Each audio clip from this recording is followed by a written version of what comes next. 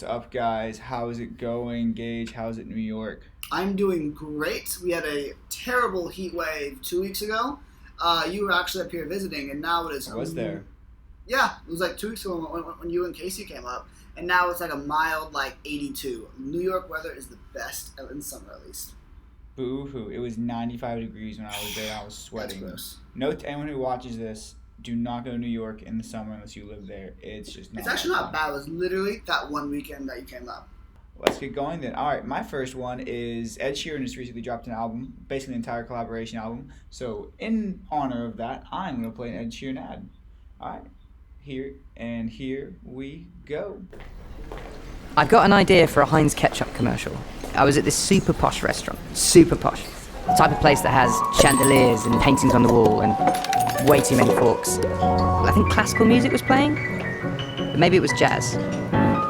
No, definitely classical. The hostess walks up to me and she says, "Mr. Sheeran, is this your first time dining with us?" And I say, "Yep." The waiter comes over. He's telling me about the specials. Super fancy vegetables, fancy sauces. I said, "Sounds fancy." So, fast forward, and the food comes. The waiter goes on to tell me, "We are proud to present this farm-to-table blah blah blah, posh and fancy blah blah blah, with a side of blah blah blah." You know, the food looked good. I just thought there was something missing. So I reach into my bag, and I take out the only thing that can complete me. And at that point, the whole world came to a stop.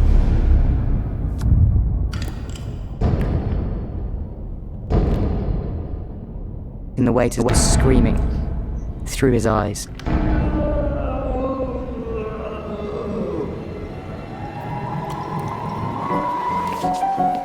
So that's my idea. Do you want to do it?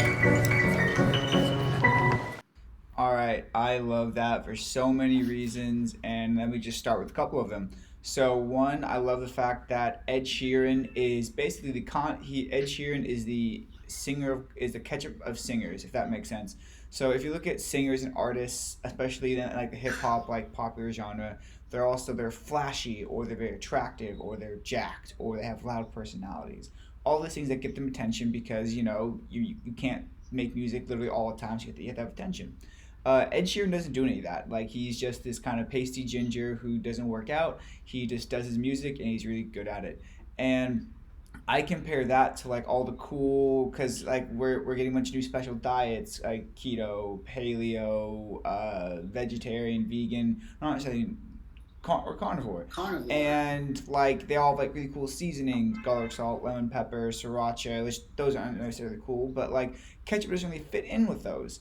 So like that's why I say Ed Sheeran, like, ketchup is what ketchup is. Like, they have some different variations like spicy ketchup. At the end of the day, Heinz is just still making ketchup, and Ed Sheeran is still just, and they're also both red, which is funny. And Ed Sheeran's just this like really you never know his superstar. You would never know he makes millions and millions of dollars. He just kind of produces what he does, and it's really good. And ketchup and Heinz produces what it does, and it's really good. I give it a solid 6.6. 6.6 is the goal. 6.6? Yeah. Alrighty. That's lower than you usually give. Yeah, so I really enjoyed it as well. It was, for a lot of reasons, it was different from a lot of other ads in the space, right? Usually with condiments, ketchup, mustard, mayo, Miracle Whip, it's, family out in the park, putting this condiment on their hot dog, everyone's enjoying life. And like, those are all well and good, but it was different from the usual ad, which props to them. Ed Sheeran, as Grant mentioned, does really embody like the Heinz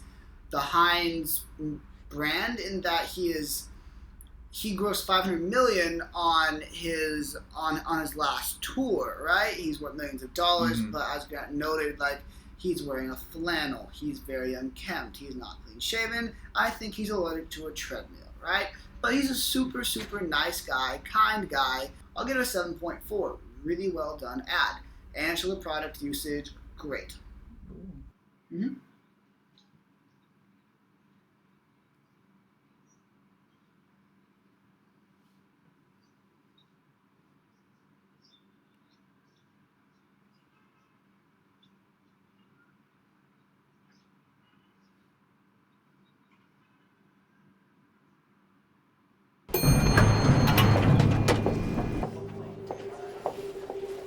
Guys, I just got us a meeting with Vivian. What? How? I just bumped into her.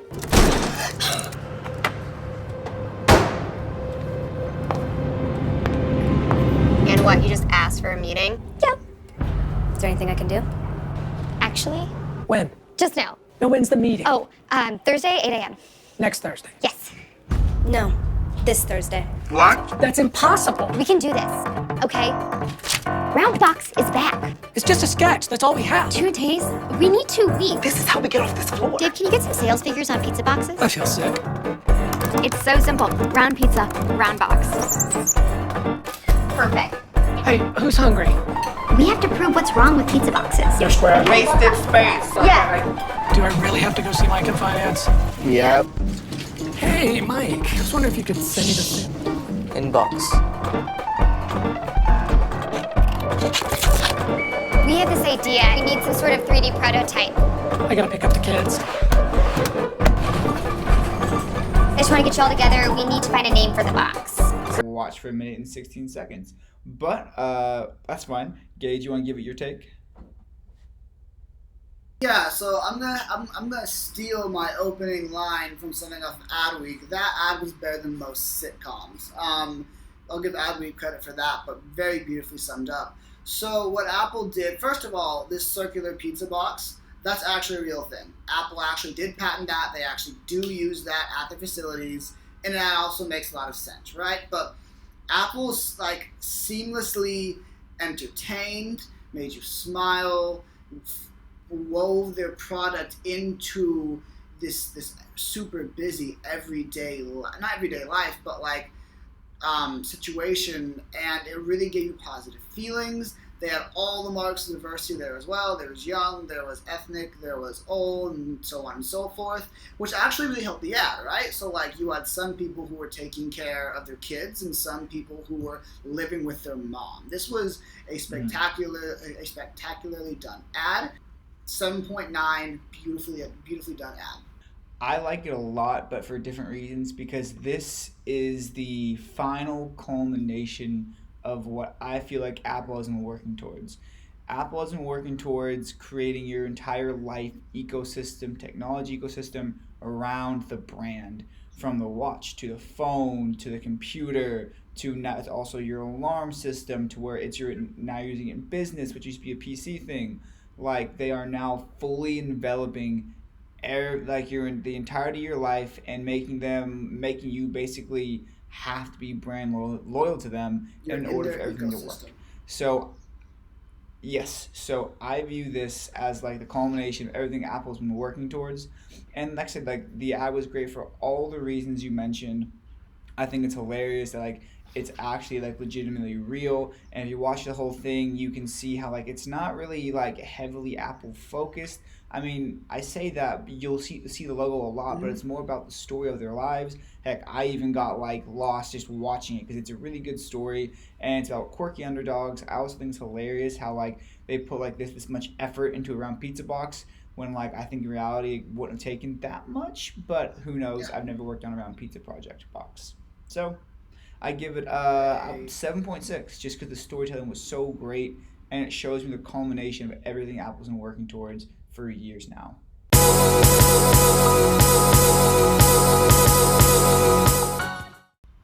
All right, and so making it for the last time we shot, we're now doing the insight. The insight is Choose Moms Choose Jif, which is definitely a throwback, and I'm gonna let Gage roll with it. Yeah, so this, I forget the exact year this insight, this trademark, this tagline was created.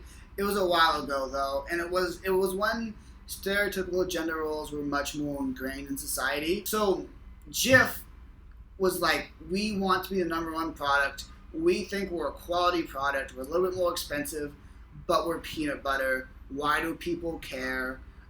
They wanted to give people, specifically mothers, a reason to pay a higher price for the product, right? And Jif was, at the time, I'm not sure about now, my peanut butter research has definitely fallen off, but they were the high quality product and they couldn't figure out a reason why someone would choose them over a cheaper one, right? Because people didn't know the difference. So as they looked to the audience for this insight, not necessarily the product, right? Like when you're looking for an insight, you can go your product, you can go the situation, you can go your audience. There are several different ways to approach this. And they found it in their audience, right? They found that they wanted to make you feel bad for buying something else. Other companies have tried to do this. Mercedes, the best or nothing. BMW, the ultimate giant machine. Jif did this by saying, choosy moms choose Jif, right? That's fine on the surface, but when you really dig down into what that means, choosy moms, if you're a choosy mom, that means you care, right? So if you care about your kid, you will buy Jif. And that's what they ran with. And the copywriting is absolutely beautiful here, obviously, because how do you say, mothers, if you care about your kid, you'll buy us, without being insulting or blunt or mean, quite frankly, right? Because, like, telling people to do things can turn them off. Yeah, so this is actually akin for anyone who's following along to we did a Curious Caller similar to this, but it was for something less famous, less landmark. It was for apple juice or something. I forget exactly what it was for, but this is kind of like the OG of that. This is kind of like that putting social pressure. Like if you care about them, you might want to pay the extra dollar or so for peanut butter. Obviously, it worked because there is Jif. Yep. I know of, and I buy peanut butter. So there's Jif. There's Great Value brand, and then there's like Skippy's, I think it is, but like that's not as prevalent as Peter Pan. Yeah, I guess Peter Pan. But yeah, so like that's how Jif like really established themselves. Is they put that social pressure, and the choosy moms choose Jif. You have that the alliteration, not exactly, but the choosy moms choose Jif. So like it's also incredibly short and easy to remember. Like I think you hit the nail on the head that like the copywriting was beautiful. The insight of like almost caring about your kid, and then the way to almost socially pressure someone into buying something without forcing it down their throat makes a lot more persuasion tactic.